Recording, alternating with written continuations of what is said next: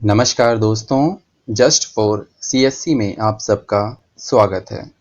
तो चलिए शुरू करते हैं आज का अपना वीडियो। अपने आज के इस वीडियो में हम बात करेंगे बौद्ध सभाओं की।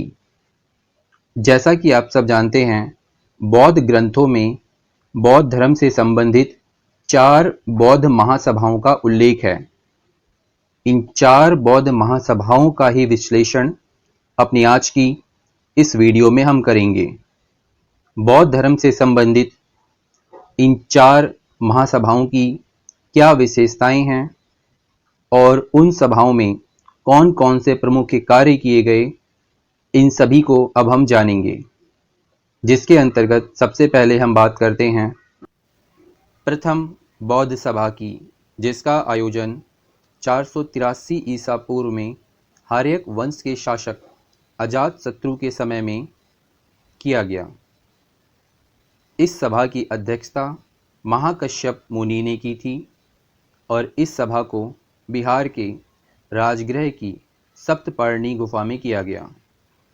इस सभा में गौतम बुद्ध के उपदेशों को 2 पिटकों में संकलित किया गया, जिसमें से एक है सुप्त पिटक, जिसकी रचना गौतम बुद्ध के प्रिय शिष्य आनंद ने की थी, और दूसरा है विनय पिटक, जिसकी रचना उपाली ने की थी।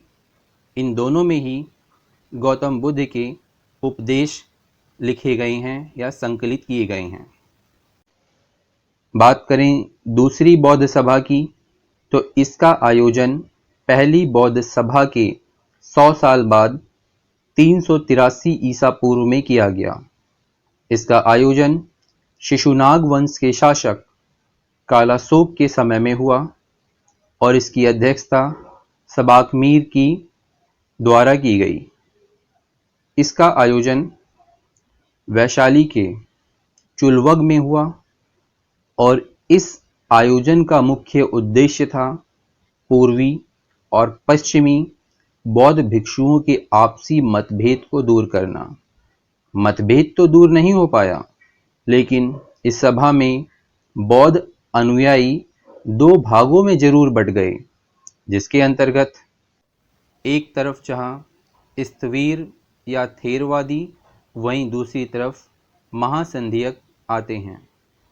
इसका उल्लेख हम आगे करेंगे, लेकिन उससे पहले आप सब जान लीजिए बौद्ध धर्म की तीसरी सभा के बारे में, जिसका आयोजन लगभग 250 ईसा पूर्व में मौर्य वंश के शासक अशोक के समय में किया गया।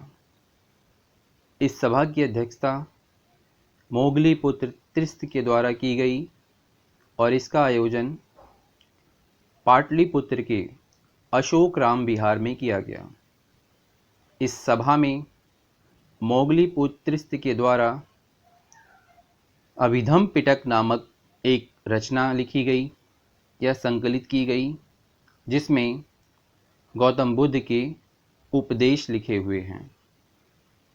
इस सभा के बाद ही बौद्ध धर्म का भारत से बाहर प्रचार और प्रसार शुरू हुआ। तो आपसे अगर कोई पूछे कि बौद्ध धर्म का विदेशों में या भारत से बाहर प्रचार प्रसार कब चालू हुआ, तो आपका सिंपल सा जवाब होगा तीसरी बौद्ध सभा, जो कि मौर्य वंश के शासक अशोक के समय में आयोजित की गई थी।